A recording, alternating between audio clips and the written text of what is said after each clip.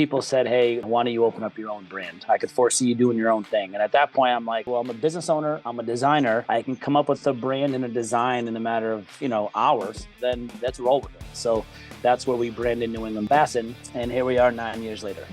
So we started as a big boat brand originally because, again, during that time when I started, there was no such thing as kayak tournaments. There was no such thing as small boat tournaments. And I remember a bunch of my big boat bass buddies just laughing at me on the phone. And I say, you know what? Just because all of you are saying no and making fun of me, I'm going to do this thing. I decided to open up what we called our NE BKS, which is our NE Bassin kayak series. And I remember there only being, I think, 7 people at the first tournament we had. And then literally next year, it literally just blew up and we literally almost had about 100 total kayak members. And then we just started, just exploded from the kayak side of things. Okay, everybody, welcome to another Hunt Fish New England podcast. We took a little hiatus, but we're back with a big episode. Today we have Jamie Verab, the president. I call him the president, but he is the owner of NE Bassin. Jamie, thank you for making the time to join us today. Absolutely. Thanks again for having me. So when we started going to shows and telling people about Hunt Fish New England, you were one of the first booths that we saw. I believe it was at the Dan Kenny Boxborough show. Yep. And you were one of the first vendors we saw, and we didn't even know fishing tournaments was a thing in New England. We just thought it was something you see, on ESPN and whatnot. And you really opened our eyes to a local company who's using the local resources, informing people of great fishing spots and how to be competitive anglers. Tell us a little bit about NE Bassin from your side of things, how it got started, and just what competitive bass fishing is like here in New England. Yeah, sure. So NE Bassin started, this our 9th year. It's our 9th season currently that we're in right now. Next year will be our 10-year anniversary.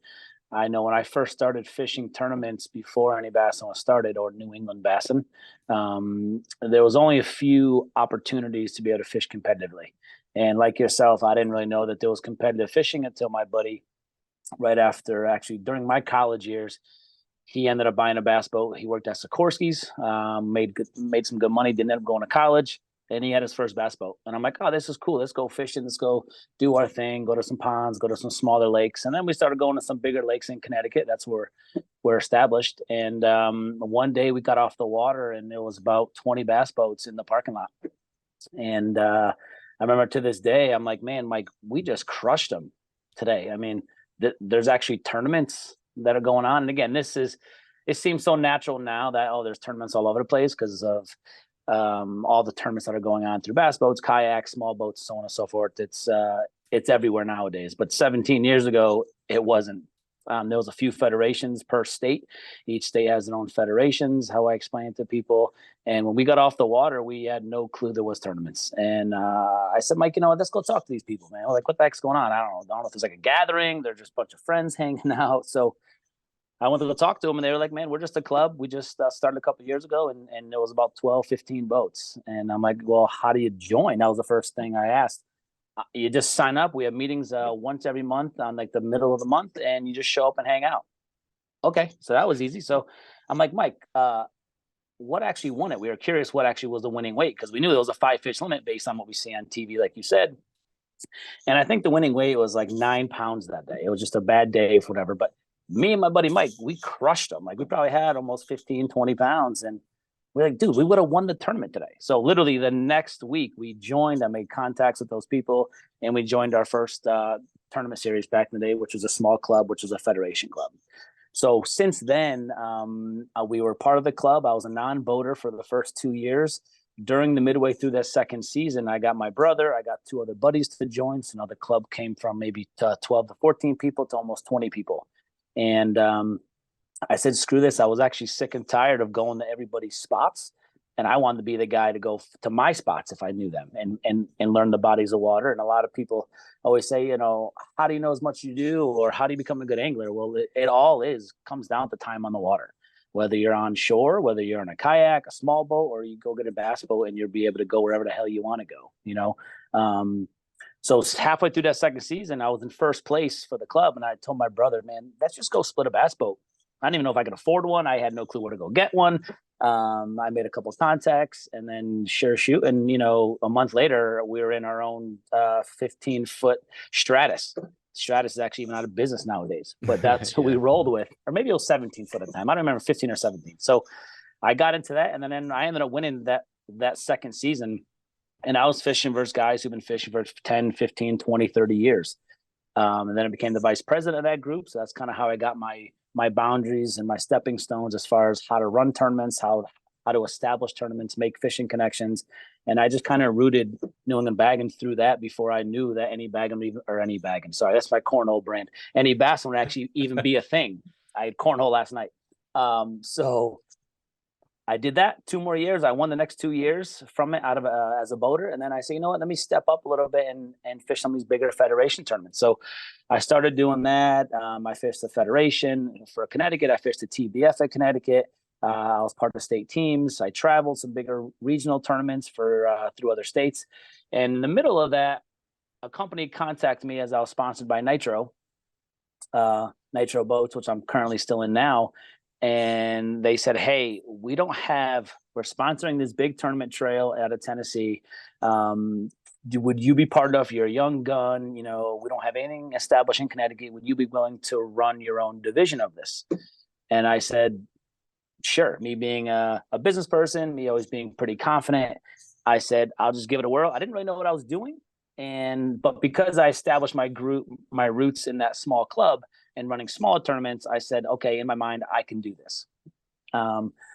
So fast forwarding about 5 years into that, I grew it to be the largest, without mentioning the name on the podcast, because we don't have very good ties anymore. A lot of people throughout New England with this company or brand, but they were out of Tennessee area. And we decided to say, I had about 100 guys follow me who were fishing with us. We grew it to be the largest in the actual region. I was regional director at that time after being established for a couple of years.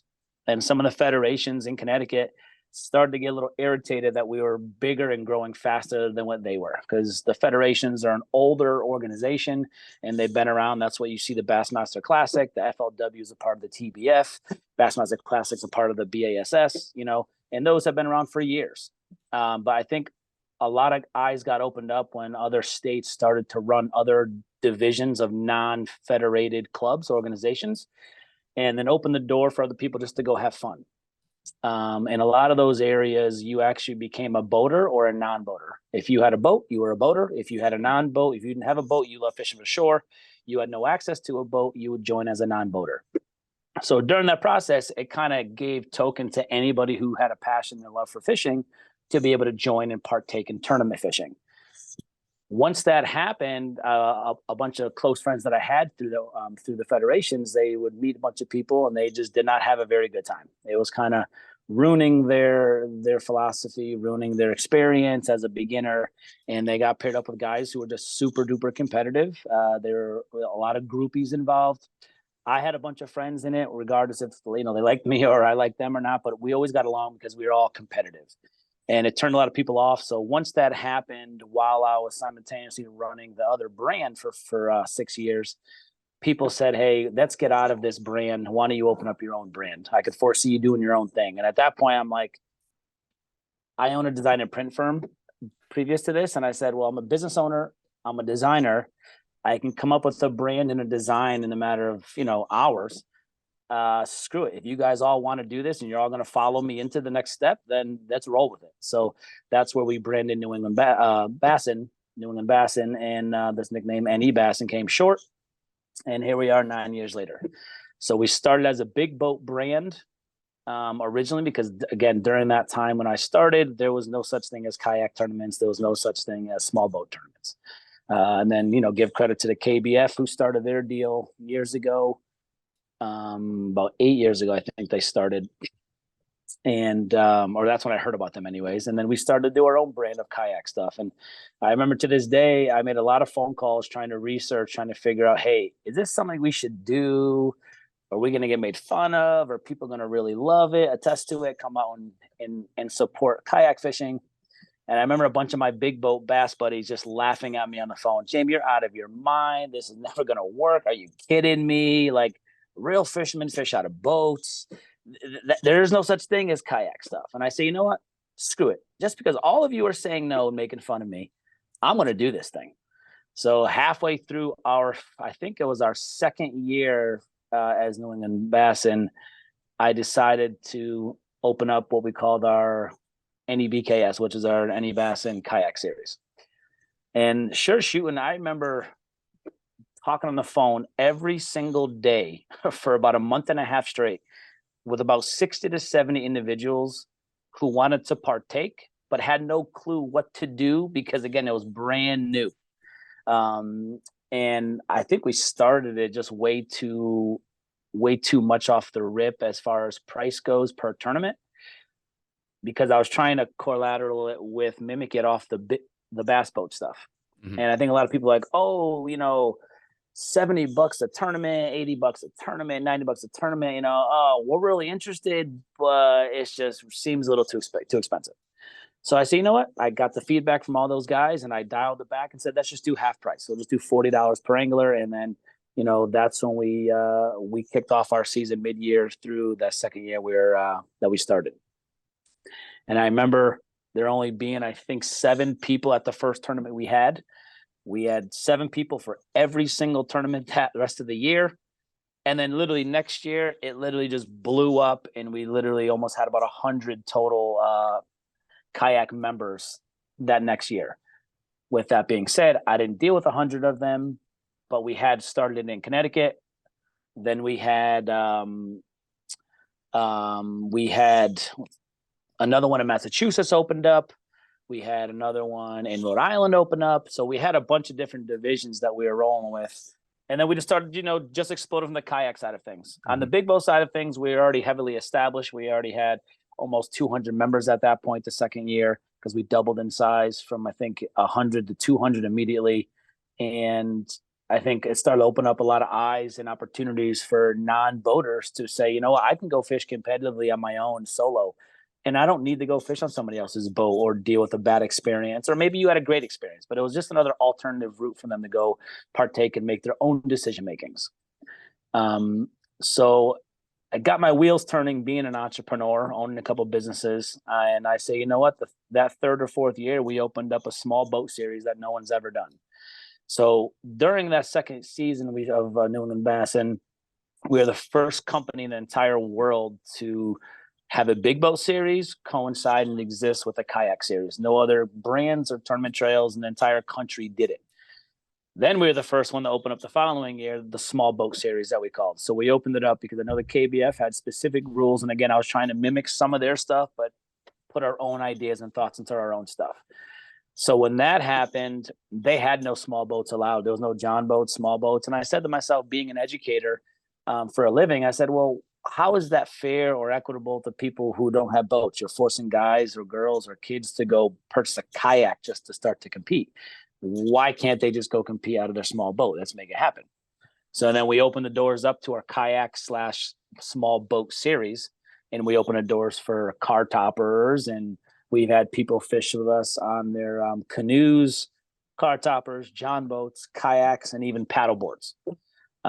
Because of the catch, measure, release method that we all use currently. And you can literally fish out of a bathtub if you wanted to, you know, any way for someone to get on the water to establish themselves as an angler, to have some fun, make some memories and catch some fish. It was cool with us. We had like no rules as far as that went through. Come fish and have fun.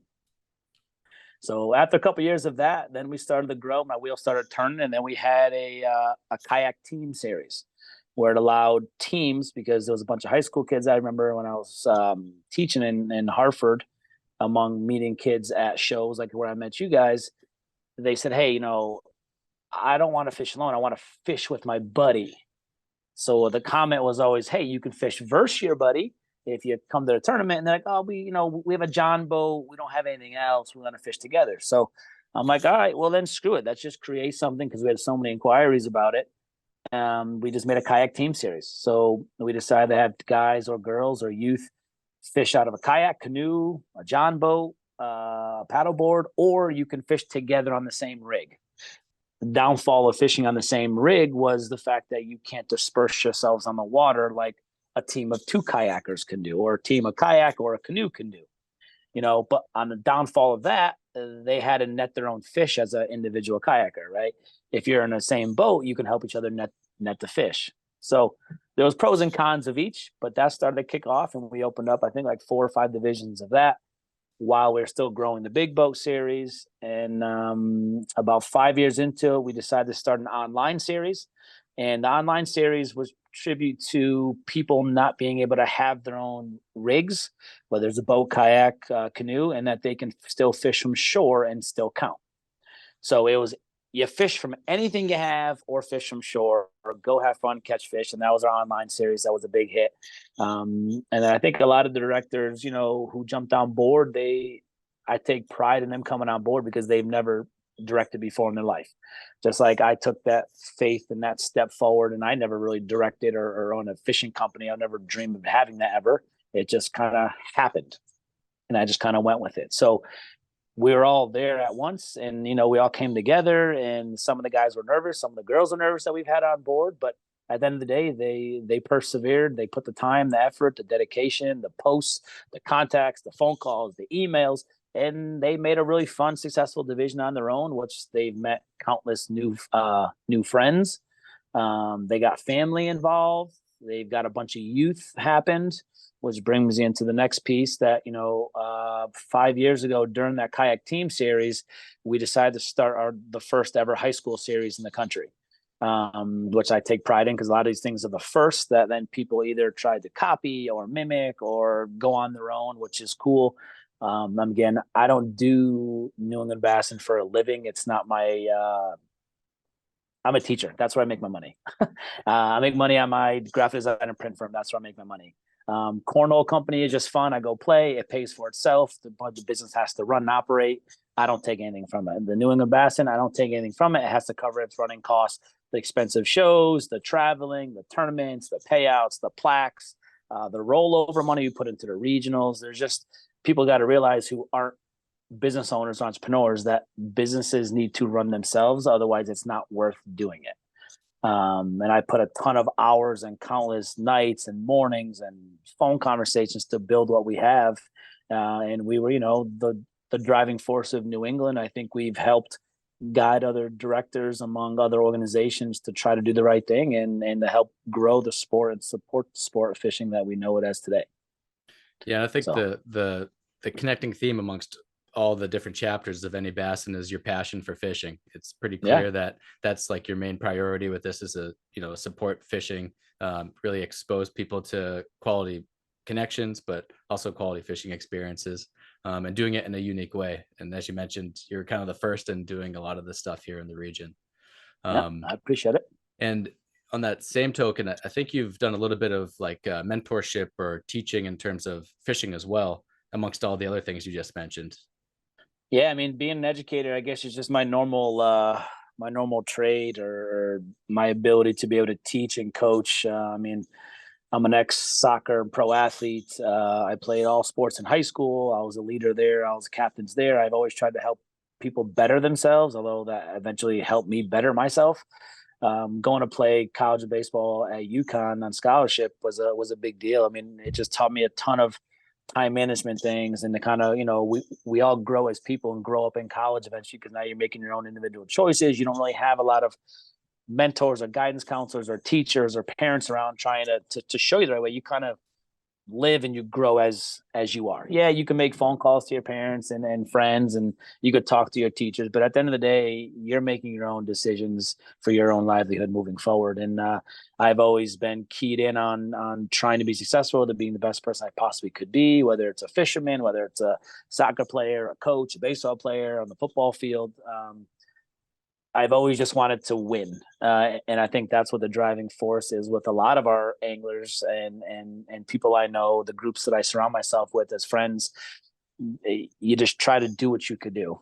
And being an educator eventually helped me get our high school series going and giving back to the community just from an athletic standpoint, which I do coaching. I'm trying to give back to the community on a fishing level as well, because there was none of this involved. I mean, I'll be 40 in a couple more months.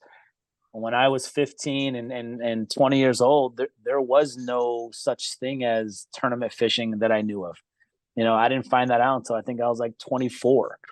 But I wish back then there was what we have nowadays, and there's tournaments everywhere. There's high school things for the federation. There's a lot of high school and youth programs and fishing derbies that you can that these kids have a ton of resources to go fish if they want to go compete. But so I just trying to give back to the community and to the youth. And I got a bunch of middle school kids involved and high school kids involved over the last year, 4 or 5 years. And they're super pumped. I mean, I talk fishing in school every day. I now teach at my old alma mater, which is Naugatuck High School, where I grew up. And there's a ton of kids who fish, and they know I fish. They've seen the logo without me even have to explain it to them, and they already know. And we have great conversations. I bring a lot of the baits you see behind me into school for the kids. I'm always bringing things in for them to go have fun and live. And I could only hope they have the half the passion that I do currently now at 40 that they have at 15, 16, 17 years old. So they were all saying, "Yo, V, we're going fishing today. You come with us after school?" And I'm like, "Oh man, I'm an adult. I gotta babysit my 1-year-old. I gotta go plant my garden. Like now I gotta do adult things, and I don't have a lot of time off anymore, other than the weekends to be able to try to get on the water and start floating and casting." Yeah. But they did. They've always acquired. When we going on the boat, and I said to him, "Listen, I know half of your family because I grew up in Naugatuck. So I'm not worried about you guys signing waivers, but I'm going to make sure your parents sign waivers anyways, just so I can bring you on my bass boat that's going to go 60 plus miles an hour, just to be safe." But they're all thrilled. They've been begging me. And I said, "Listen, when school's out and you graduate, within 2 more weeks, I'll take a bunch of you guys on the boat fishing." Cool. So I'm excited to help them out. And I assume they can cast. They're coming in bragging that they're catching fish. So we're going to see how good they are in a couple of weeks. Let's hope.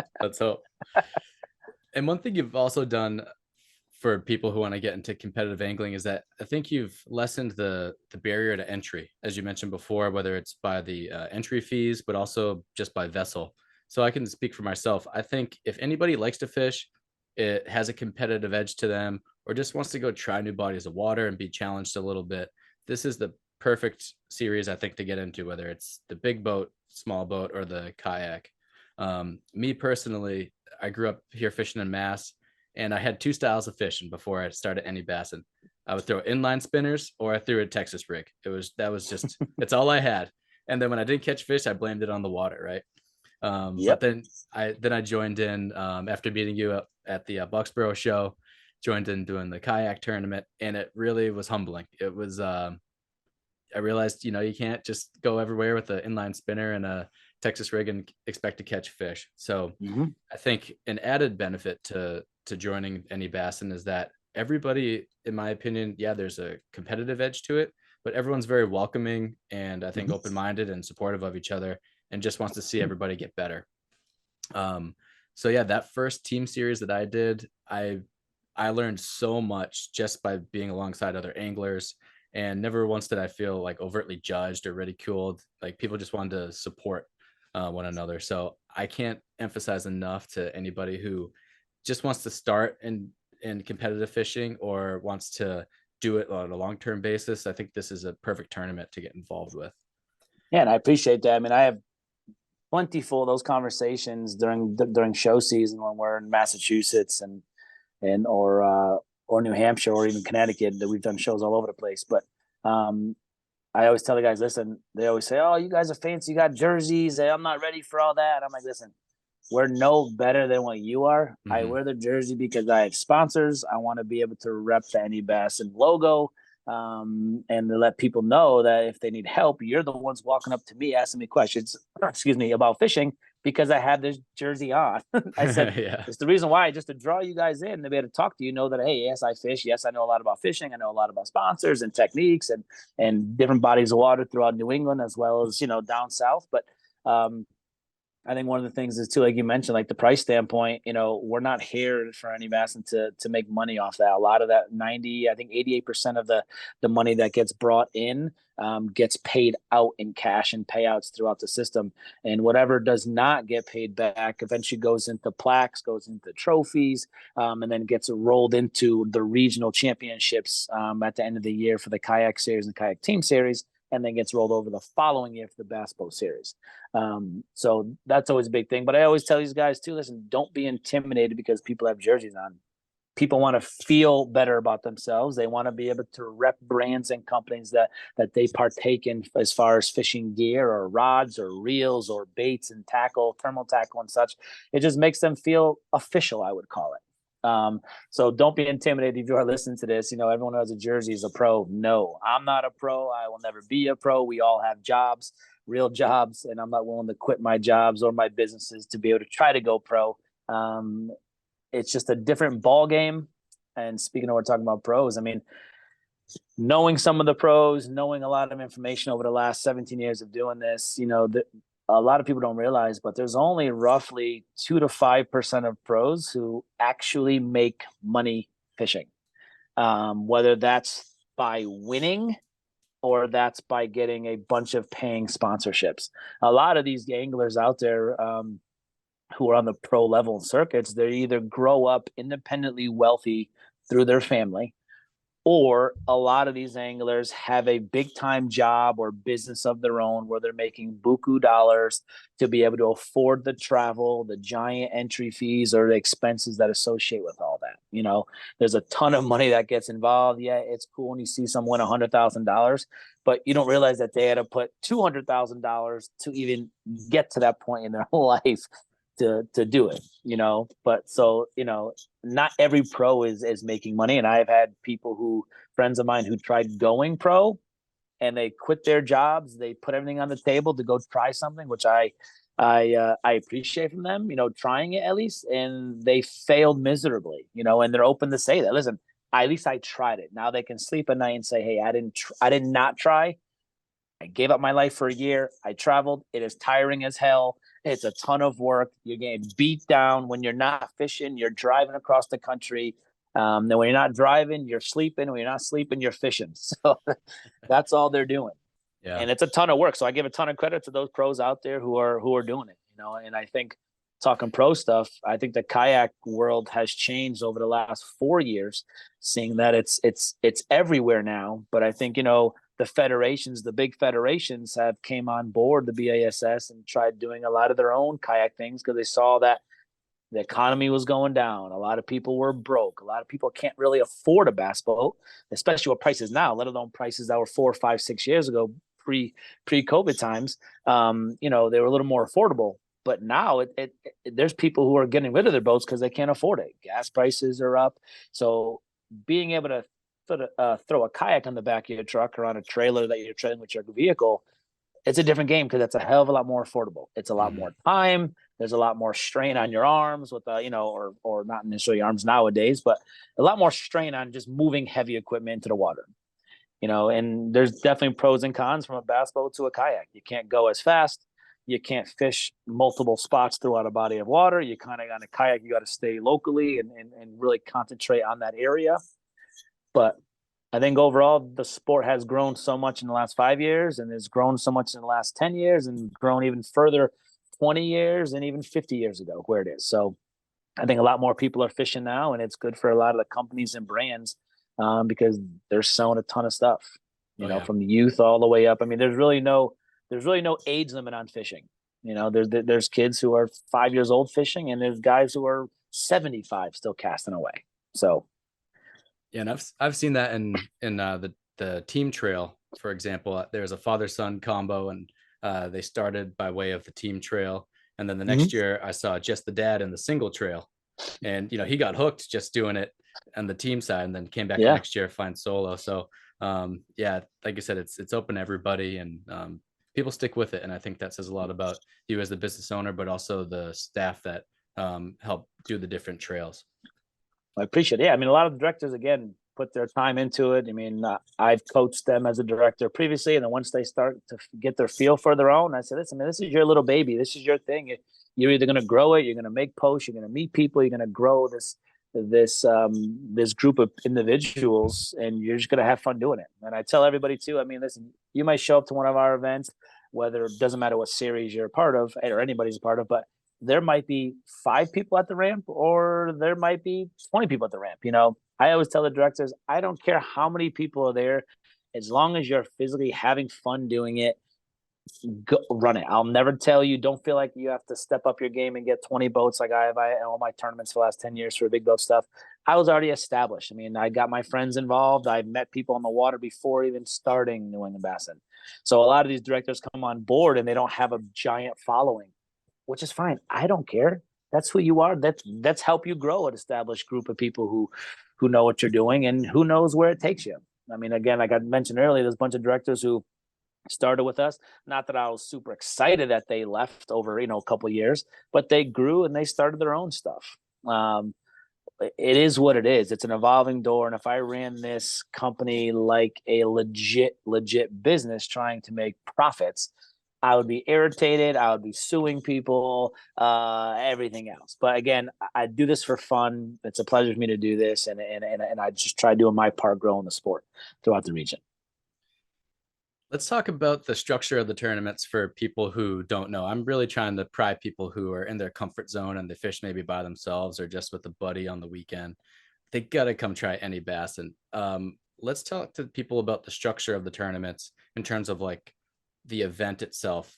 You show up, what do you do when you're fishing? How do you score? How long you fishing for? How are scores Sure. determined, etc. Yep, I'll even take a step back from that too. In order to fish any of our tournaments, you have to be a member. So yes, there's a membership involved, just like any other organization, fishing organization throughout this entire country. There's fees associated. There's insurances that we have to carry. Some organizations don't carry it, and they're risking a lot of things personally from that. I'm not willing to give up my house because of my family or my boat or my truck or anything I own because of NE Bassin. So for starters, we are fully insured brand company. We're just like the big boys, like all the federations are. So yes, there's a membership involved, which I think we're the cheapest probably throughout the region for sure. We charge $65 for adults. We charge $30 for youth members who want to come join with us. What that does when you become a member is it allows you access to fish any of our NE Bassin tournaments throughout the region, whether it's a kayak, whether it's a small boat tournament, a team series, a high school series, and or a bass boat series. So you'll have access to all of our tournaments throughout the entire region in any state or any series. That's for one. So once you're a member, you get that. You also get some discounts through some of our sponsors with that being associated. And the entry fees associated through the kayak series, those are $40 entries per person individual. The kayak team series are $60 events per team. You could be your own team individually, or if you bring a person with you, you can be a team. At the end of the day, it's still $60 total per team. And our bass boat series is $80 per boat. Whether you fish alone or you fish with somebody else, it's a team series. So there has been series previously, not with us associated, but where you can only have like a 6 fish limit. And there's different states that say you can't have any more than 5 fish in the live well. So there's no penalty if your partner can't show up that day. You can fish alone, or you can also bring a sub. And that's for any of the series, the kayak team series or the big boat series. You can always bring a sub. Yes, the sub needs to be a membership, paid membership, unfortunately, because we're liable in case something obviously happens. We don't want to be sued. As far as that, the kayak series and the kayak team series, as well as the high school series, which is just a drop off the kayak series rules and regulations, there's a 3 fish limit in the kayak series and the high school series that allows you for the catch, measure, release method. So any fish greater than 12 inches is scoreable. At the end of the day, if you catch 3 fish that are 12 inches, your total score is going to be 36 inches overall. If you catch 15 fish that day, then you're only going to show the director or upload, because some directors do use apps. You're only going to upload or show the director your 3 longest fish for that day, which is called culling on the big boat series. We can only have 5 fish in our live wells at a time. If we catch a 5-pounder, we throw our smallest one back in the water and we put the 5-pounder in our live well. So you can call any fish at any time. The kayak team series, the only difference between that and the kayak series is the $60 fee, obviously, but then there's a 5 fish limit for the kayak team series compared to the 3 fish limit in the kayak series. Once that happens, I know you mentioned about the tournaments themselves. Every tournament series has between 5 to 8 tournaments per division.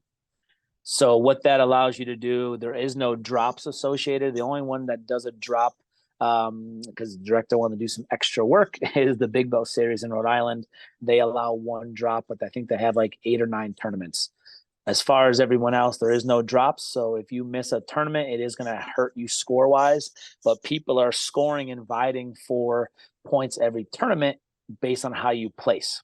So if you place first place for this, this upcoming weekend, and you did really well, you catch a fish, you come in first, you're going to get 100 points. Plus, you're going to get a cash payout at that tournament. The cash payouts are always determined based on the total number of total entries for that given tournament, which all the payouts are also on our website at at nebassin.com. It's all on there. All this information's on there as well. What else from there? So yeah, all the tournaments, there's 5 to 8 tournaments per division. You score points based on how you place in every tournament. And then you just keep adding those points up as well as your inches up for the entire season. That's how people place overall at the end to vie for free regional championships, as well as plaques for the first, second, and third place overall at the end, as well as lunker for the year. So we try to award people for being there every day and showing up and competing and spending their money. And there's a bunch of cash payouts doing this. I think I looked at the numbers the other day. I think we've averaged over the last 9 years over $40,000 in payouts every single year, and we've had upwards of 20 different divisions scattered between the 5, 6, 7 states that we've been established in over time. Some have come, some have gone, but there's a ton of money there. And if people wanted to, cross over, fish a kayak tournament once you're a member in Connecticut tomorrow, they can go to Rhode Island next week and fish a big boat tournament. And then the following week, they can go back on their kayak and fish Massachusetts West Kayak Team Series with Jeremy the following weekend. So you have a ton of flexibility. You get to fish at your own pace, which I think is one of the biggest things that we have that nobody else has throughout the country, is the flexibility and being able to fish when you want, how you want, based on family, friends, vacations, situations on your own. So yeah, I love the flexibility part. A couple of years ago when I was doing the single tracks, I was fishing in Central Mass, and I didn't have anything going on a particular weekend, and I saw that there is a tournament in Western Mass. And so I went out there, fished it, and it was like the first one I won. And it was just like, for me, that was a big ego boost, but also it was challenging. I had to learn how to fish that new body of water. Luckily, from things I learned previous tournaments, I had that flexibility and the tackle to do so. And it was just great and I was like, otherwise, if they didn't allow that flexibility, I otherwise wouldn't have had that win, wouldn't have had that, that boost, and maybe my season wouldn't have continued going well if it wasn't for that. So there's just so many benefits to, in my opinion, the flexibility, and that's just one that I experienced. I mean, winning a tournament is awesome, but winning a tournament is just like catching your first bass. Like you're like a kid, you're a kid in a candy store, or you're the kid on Christmas morning. And it's addicting. And then all you want from there is you want to do better, and you want to catch more fish, and you want to catch bigger fish, and you want to cash a bigger check. You know what I mean? You want to walk away with more and more and more. And there's a ton of flexibility with what we offer. And there's been a ton of thought and hours involved in this, not just me, but all my originals, who I call them, whether they were anglers or directors. We kind of put this all together. I'm not one of those micromanagers where I'm all over people's back. Like, we're all adults. You want to grow it, grow it. You don't want to grow it, that's fine. We'll find somebody else who wants to be able to take the leadership over, and kind of go from there. So we're always looking for new directors, new mentors. We're always looking for new anglers, and we're always here to help out, answer questions, and be here for all your fishing needs. As far as sponsors, I mean, I've had hundreds of conversations as far as sponsorship. Hey, how do I get a sponsor? Or how do I start in tournament fishing? Or, hey, this is where I live. What do you suggest? And I always let them know that there's federations in every state. There's a lot of money to be able to fish those, but there's also other small local clubs like NE Bassin. There's a ton of other ones that I won't mention. Everyone knows, in their areas, but fishing is just a thing, and it's a lifestyle, they say, and I'll never stop fishing, period. It's just not on the table. Same. Thank God my girl's awesome with this. She lets me do what I need to do. If I got to go on the boat, if I got to go fishing, if I got to go away. I mean, we have our regionals coming up at where the heck we going? Northern Champlain, again in a couple. Actually, no, at the end of this month. end of June. And she's like, just go, have fun, like do your thing. So I love her to death because she's awesome. She's there for me no matter what, playing cornhole or I'm fishing or I'm playing soccer or coaching, whatever. Just go have fun. I'm like, you're the best. Let's go. You mentioned there's like a almost like a regular season, and then there's almost like a championship at the end. You Yep. call it, I believe you call it regionals. Is that right? Call regionals. Yep. Yep. Talk us through regionals. What's the platform like? How do people qualify, and what are the events like? Sure. So the platform is you qualify through the division that you're fishing. If you're fishing a kayak series in Western Mass, then we will not add points from the Central Mass kayak division. So the points stay within the specific divisions you're fishing. If you're fishing multiple divisions, then you're getting multiple points in those divisions to be able to qualify. The only time we do add up like a Connecticut kayak with a Western Mass kayak tournament, the only time we add those points together is for guys who are fishing sporadically and fishing their own way on their own time to qualify for regionals. So you need 380 points to do so, whether you get all those points in one division or you get all those points combined in other divisions. But other points will not be combined for a specific division total points for plaques at the end of the year. And that's how you would qualify. First place for each tournament gets 100 points, second gets 99, third place gets 98, so on and so forth. Once you have 380 points, I've had people qualify for all three regionals. Once you're a director, there's always perks where you automatically qualify for all regionals as a director. Not that all directors even go anyways, but we put it out there as a little incentive kick. And some directors do come to some of them, and not all of them, but so that's how that works. Walking you through a regional event, it's just bigger than your regular event. You're fishing versus anglers, not just in that local area. You're fishing versus anglers from all over the region. Connecticut, Mass, Rhode Island, New York, New Hampshire. So you're getting, not only just the best of the best, but there's people who want to go and just experience it for the first time. There's bigger stakes, there's bigger money at hand. Then it's an experience because it's you get those butterflies again for the people who've never done it or were part of a bigger tournament. We probably average in the kayak side of things probably 20 plus at our regionals. We've had upwards of 40. Our big boat regional events, we've always had 20 and upwards of 35. So it just depends on the year. And what I have seen over the last few years, just people don't have that much money to travel much. So we're still getting 15 to 20 and we're still having fun and making do with what we have. There's just less places we're gonna pay out if we have less anglers to fish it, but we're always gonna have them. They're fun, they're a blast to partake in, they're fun to run for myself. I also try to compete in them just to add more money to the pot. And I hate that I have to start later than everybody else. And I hate that I have to go in before everybody else an hour. So I'm losing 2 hours of fishing. But at the end of the day, I want to be competitive and, I have faith that I can catch fish in any time frame. It's just they got to be cooperative too. There's times where you got them on, but you got to bring them in. And then we've all had those heartbreaks, whether it's from the kayak or big boat or even from shore where you're setting the hook and they're in the weeds or stuck in a tree or they just come off. Those damn smallies just want to jump in, but that's part of the sport. It's the memories that make you want to keep going back for more. And everyone has a personal best and everyone's always trying to shoot for their next personal best. So, right.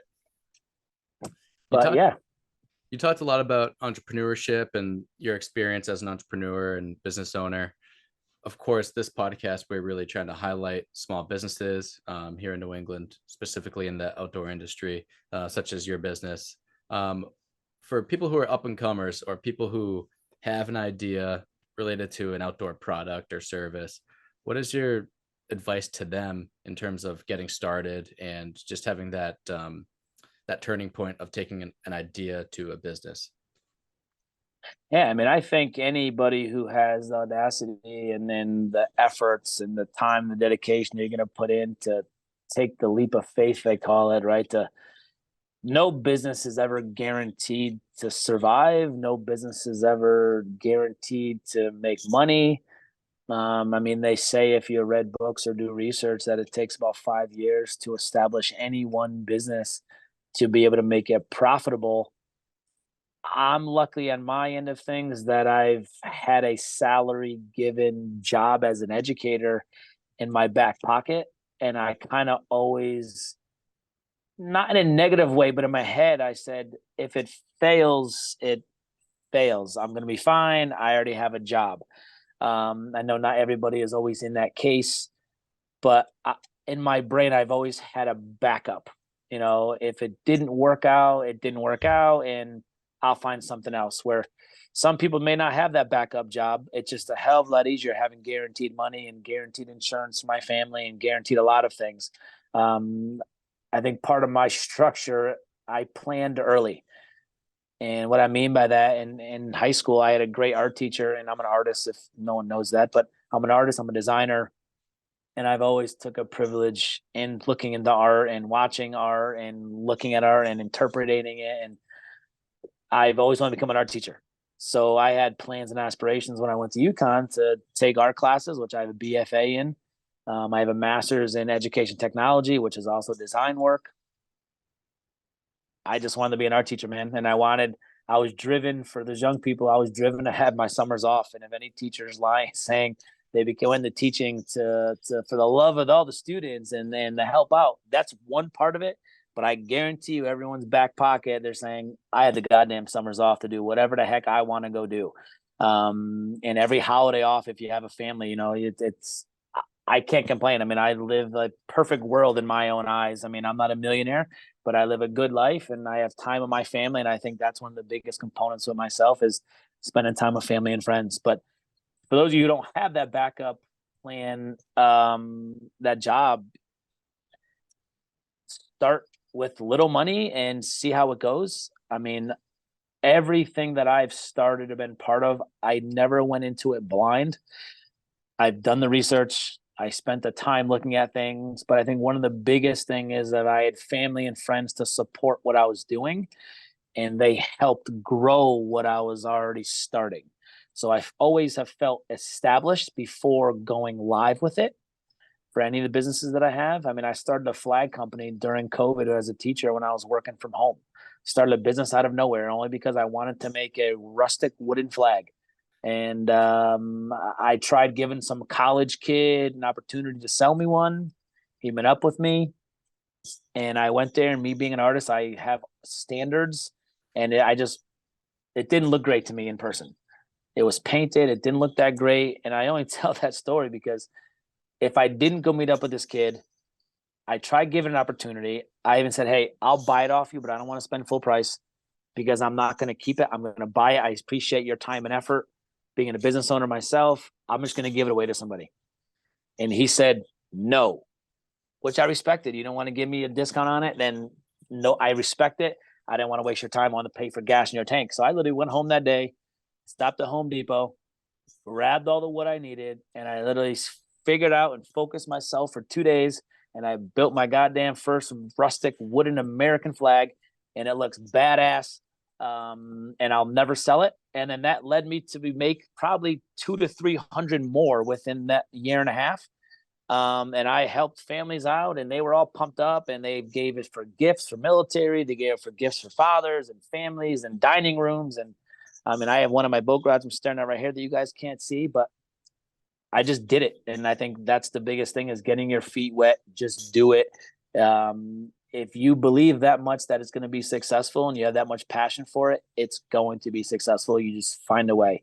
And nowadays with social media through the damn roof, there's nonstop apps and programs and different things you can be a part of, social media feeds and all these things now on smartphones and computers, that you have other outlets to get business out there to others you may not even know, and if you're dedicated, there's no reason why any business would fail as long as you have a good idea. I would just run your idea and concepts through your friends, make modifications, do the research. And once you put all that together and you manufacture all those things and blend them, there's no reason why it wouldn't be successful, Right. What are some, did you have any instances where you're like, this just isn't going to work, but I'm going to see it through. And then you're glad you did see it through and things actually got better? Were there any instances like that where giving up was an option, but you pushed through and you prevailed? I just go back to that kayak story. All my friends made fun of me and laughed, and they said, "Screw this, man. This is stupid. This is corny. That's not real fishing." And I'm like, "You guys are all laughing. I'm doing it." And then here we are now, and now it's one of the driving forces of the fishing industry is kayak fishing. I mean, everything that I have done, I've always seen through. I mean, I'm at a point now where I talked to some buddies last night, cornhole last night, where we started NE bagging for New England Bag, and obviously off New England Bassin. And the logos look very similar purposely because what I, as a designer, it's called brand recognition, right? So people know me, know that didn't even know that I fish, but saw the NE Bassin logo on my tournament jerseys for cornhole, and they already associate, oh, you fish? Oh, I seen that logo. And then vice versa.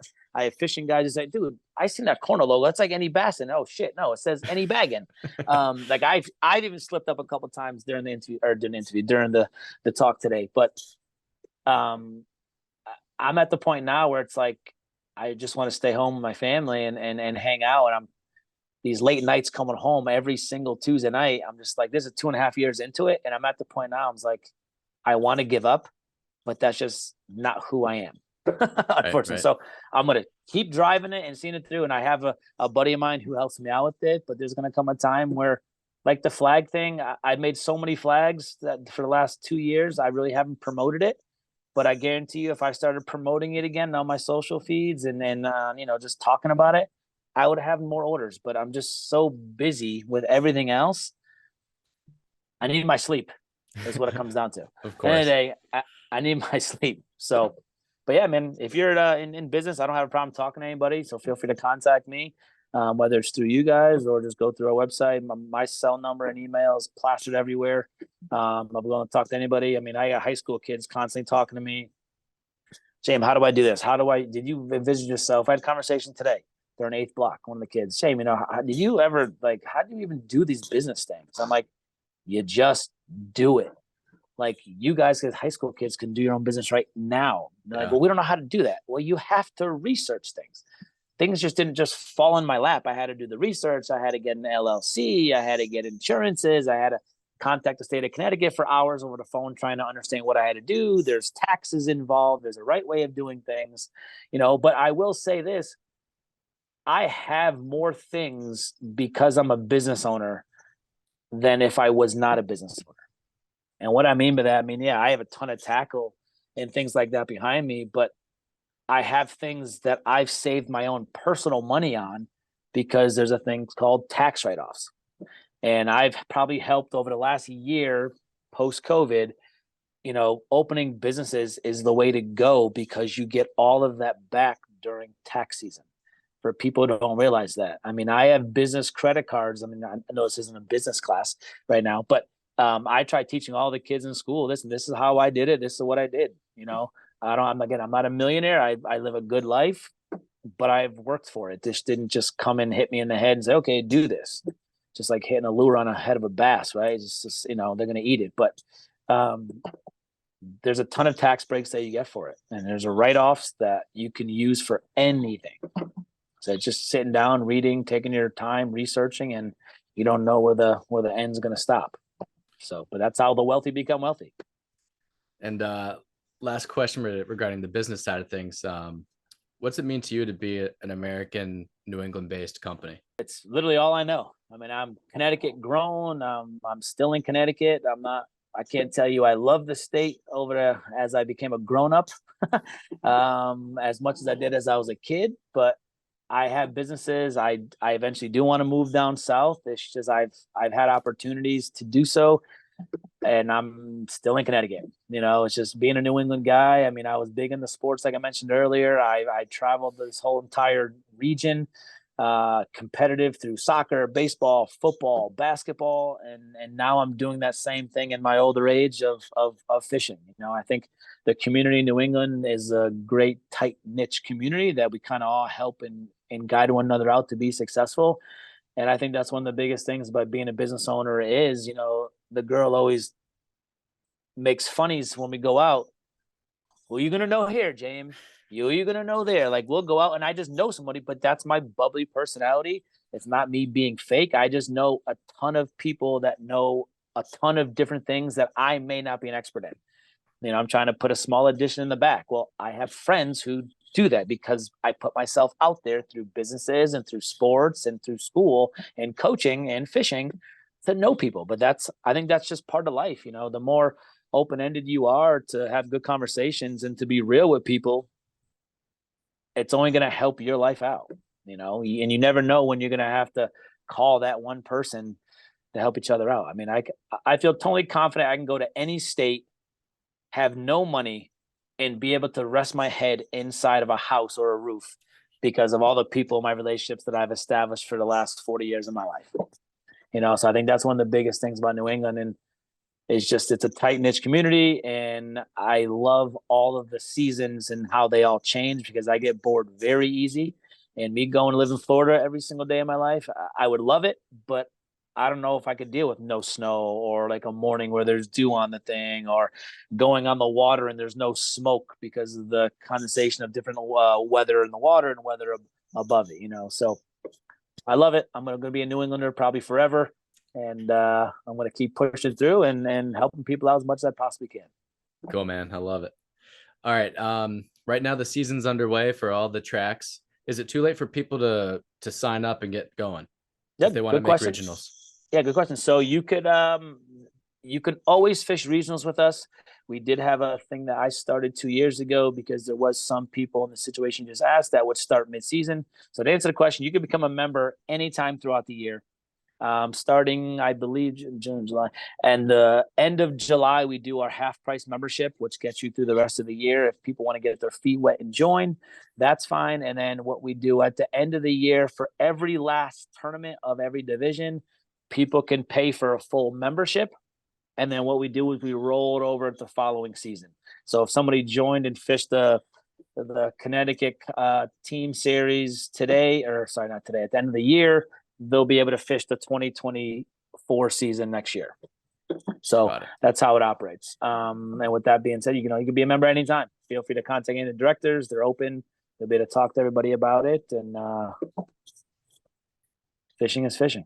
Have some fun. Get on the water. Spend the time on there. It's the only way anybody's going to get better. It's true. And now these days with all the technology, I mean, there's people who have kayaks that have more electronics than I do on my bass boat. Well, maybe that's not true, but there's a lot of kayaks that have a bunch of things out there. But that's just the way the game is. I mean, fishing is constantly evolving. 20, 30 years ago, they didn't even have fish finders. They had little beepers that hit in the ground. Did they send a signal back up? And I forgot the name of it. I didn't have one of those, but I know people who have. And nowadays with technology, down imaging, side imaging, forward imaging, 360, live scope. I mean, if you don't keep up to date with all those, it's really tough to be able to compete at the pro level or an accelerated circuit where there's a ton of competition. But it's evolving. Indeed. All right. How do people get in touch with you, follow along with you on social media and all that good stuff? Yeah, they can go right to the website, nebassin.com. All of our socials are on there. We're New England Bassin on Facebook and New England Bassin on Instagram. I post more to Facebook than Instagram. But you can get in touch with us any of those ways. All of our directors' contact is on the directors tab on the website. All the dates are on the 2023 schedules for those specific divisions on our website. And anytime anybody can contact me, noon, night, morning, and I usually get back to them within minutes, whether it's a text. I'll get back to you quicker. Phone call, I usually pick up nonstop. Nowadays, there's a ton of telemarketers.